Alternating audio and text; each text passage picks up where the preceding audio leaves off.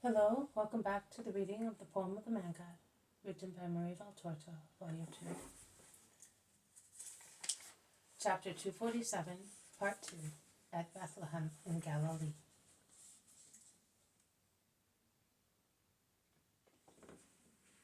A small escort of armed men arrives from a dusty road. 6 men together with some people who are shouting. The shepherds look and whisper something to one another. They then look at Mary and Jesus. The oldest one says, "So it was a good job that you did not go to Bethlehem this evening." "Why?" "Because those people who passed by going to town have gone to tear a son from his mother." "Oh, but why?" "To kill him." "Oh no, what has he done?" Jesus also asks the same question, and the apostles have gathered to hear. Rich Joel was found dead on the mountain road. He had been killed. He was coming back from Sycaminon with a lot of money. But he was not killed by highwaymen, because the money was still there. The servant who was accompanying him said that his master had told him to run ahead and inform relatives of their return, and on the way he saw the young man whom they are now going to kill, going toward the place where the man was murdered. And 2 men of the town now swear that they saw the young man attack Joel. Joel's relatives now demand his death, and if he is a murderer. Do you not think he is? I don't think it is possible. The young man is a little older than a boy. He is good, and is always with his mother, and he is her only son, and she is a widow and a holy living person. He is well off. He does not bother with women. He is neither quarrelsome nor foolish. So why did he kill? Perhaps he has some enemies. Who? Joel, the dead man, or Abel, the one who is accused? The latter. Ah, I would not know, but... No, I would not know. Be frank, man. Lord, it is something I am thinking of, and Isaac told us that we must not think ill of our neighbor. But one must have courage to speak to save an innocent person. If I speak, whether I am right or wrong, I shall have to flee from here, because Aser and Jacob are powerful. Speak without fear. You will not have to flee. Lord, Abel's mother is young, beautiful, and wise. Aser is not wise, neither is Jacob. The former likes the widow, and the latter, everybody in town knows that the latter sleeps in Joel's bed. I think that, I see. Let us go, my friends. You women stay here with the shepherds. I shall be back soon. No, son, I am coming with you. Jesus is already walking fast towards the center of the town. The shepherds are uncertain as to what to do, but they leave the flocks to the younger ones, who stay with all the women, with the exception of the Blessed Virgin and Mary of Alphaeus, who follow Jesus, and they go to meet the apostolic group. At the third road crossing the main street in Bethlehem, they meet the Iscariot, Simon, Peter, and James, who are coming towards them, gesticulating and shouting. "What a terrible thing, Master, and how painful!" exclaims Peter, who is deeply upset. "A son torn off his mother to be killed, and she is defending him like a hyena. But she is a woman against armed men," adds Simon Zealot. "Many parts of her body are already bleeding," says the Iscariot. "They broke her door down because she had barricaded it," concludes James of Zebedee. "I am going to her." "Oh yes, you are the only one who can console her." They turn right, then left, towards the town center. It is now possible to see the excited, tumultuous crowd pressing near Abel's house, and the heart-rending, inhuman, wild, and at the same time pitiful shouting of a woman can be heard. Jesus quickens his pace and arrives at a very small square, a widened curve of the street rather than a square, where the uproar is at its greatest.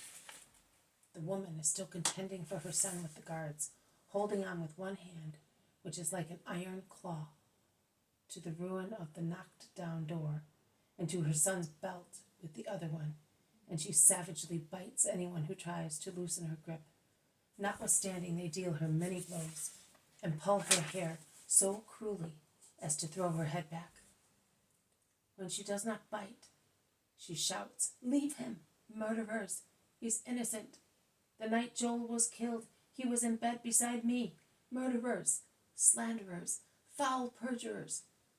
And the young man, whom the armed men are holding by the shoulders and dragging by the arms, turns round terror-stricken and shouts, "Mother, Mother, why must I die if I have not done anything?" He is a handsome, tall, slender young man with dark, mild eyes and dark, wavy hair. His torn garment shows the young, agile body of an adolescent. Jesus, with the help of those who accompany him, pushes his way through the crowd, as compact as a rock, and reaches the pitiful group just at the moment when the exhausted woman is torn away from the door and dragged along the stony road like a sack tied to the body of her son. But that lasts only for a few yards. A more violent jerk tears the mother's hand off the young man's belt, and the woman falls prone on the ground, beating the road with her face, which bleeds profusely. But she gets up on her knees, stretching out her arms, while her son, who is being dragged away swiftly, as far as the crowds allow, as they open out with difficulty, frees his left arm and waves it, twisting round and shouting, "Mother, goodbye. Remember at least you, that I am innocent." The woman looks at him with staring eyes. She then faints and drops to the ground. Jesus stops before the group of captors. "Stop for one moment, I order you." His countenance allows no objection. "Who are you?" aggressively asks a citizen in the group. "We do not know you. Move aside, and let us go, so that he may be killed before night." "I am a rabbi, the greatest. In the name of Jehovah, stop, or he will strike you by lightning." In the meantime, he seems to be striking by lightning. "Who are the witnesses against this man?" "I, him, and him," replies the man who had spoken before. "Your testimony is not valid, because it is false." "How can you say that? We are ready to swear it." "Your oath is a sin." "We are sinning, are we?" "You are. As you nurse your lust and your hatred, as you are greedy for wealth, as you are murderers, so you are also perjurers. You have sold yourselves to filth. You are capable of any filthy deed. Watch how you speak. I am Aser, and I am Jesus. You do not belong here. You are neither a priest nor a judge. You are nothing. You are a foreigner.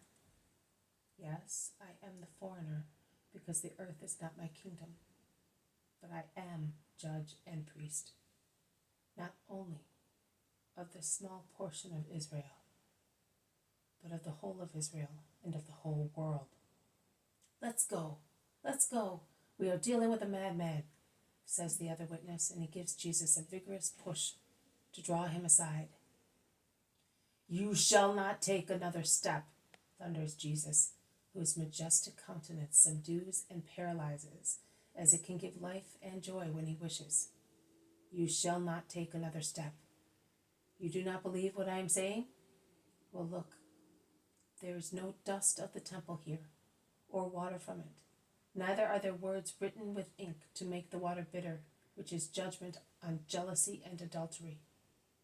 But I am here, and I will give judgment."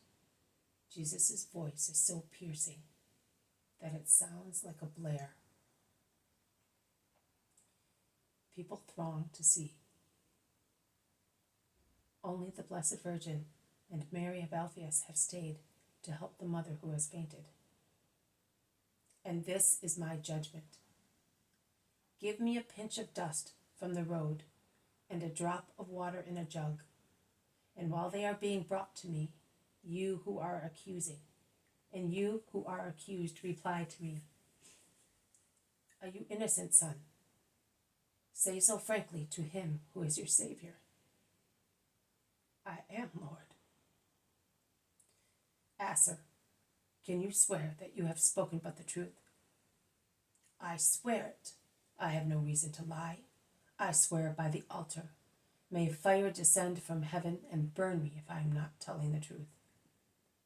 Jacob, can you swear that you are sincere in accusing, and that there is no secret motive urging you to lie? I swear by Jehovah. Only the love for my slain friend induces me to speak. I have no personal grudge against him. And you, servant, can you swear that you have told the truth? I will swear it 1,000 times if necessary. My master, my poor master. And he covers his head with his mantle. Good. Here is the water, and here is the dust. And this is the word. Holy Father, and Most High God, pass judgment on truth through me, so that life and honor may be given to the innocent man and to the anguished mother, and suitable punishment to those who are not innocent. But because of the grace which I enjoy in your eyes, let neither fire nor death, but a long expiation come to them who have committed sin. He says these words, stretching his hand over the pitcher, as priests do at the altar during Mass at offertory. He then dips his right hand into the pitcher, and with his wet hand he sprays the 4 men under judgment and makes each drink a drop of water. First the young fellow, and then the others. He then folds his arms across his chest and looks at them. Also the crowds look, but after a few moments they utter a cry and throw themselves down with their faces on the ground. The 4 men then, who are lined up, look at one another and shout in their turn. The young man out of amazement, the others out of horror, because they see their faces covered with sudden leprosy, whereas the young fellow is immune from it. The servant throws himself at the feet of Jesus, who steps aside like everybody else, including the soldiers, and taking young Abel by the hand, draws him away as well, so that he may not become contaminated near the 3 lepers. And the servant shouts, "No, no, forgive me. I am a leper. They paid me to delay my master until evening, so that they could kill him on the desert road. They made me unshoe his mule on purpose. They instructed me how to lie, saying that I had come ahead. Instead, I was with them, killing him. And I will also tell you why they did it. Because Joel had found out that Jacob was in love with his young wife, and because Aser wanted the mother of this young man, and she refused him. So they made an agreement to get rid of Joel and Abel at the same time, and then have a nice time with the woman. With the women. I have told you everything. Cleanse me of my leprosy. Abel, you are good. Pray for me. Abel, go to your mother, so that when she comes round, she may see your face, and thus come back to life happily. And you, I should say to you, let it be done to you what you have done, and it would be human justice. But I am entrusting you to a superhuman expiation. The leprosy which you bore saves you from being seized and killed as you deserve. People of Bethlehem, step aside, open out as the water of the sea did, and let these men go to their long imprisonment, a dreadful imprisonment, more dreadful than sudden death. Divine pity has granted them the possibility to make amends if they wish so. Go. The crowds throng against the walls of houses, leaving the center of the road free.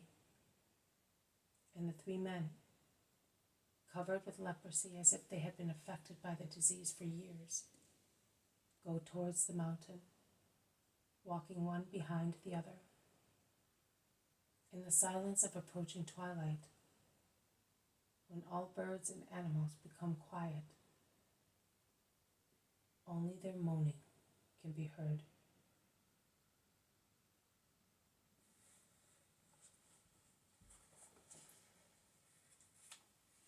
This has been a reading from the poem of the Man God, written by Maria Valtorta, Volume 2, Chapter 247, Part 2, at Bethlehem in Galilee.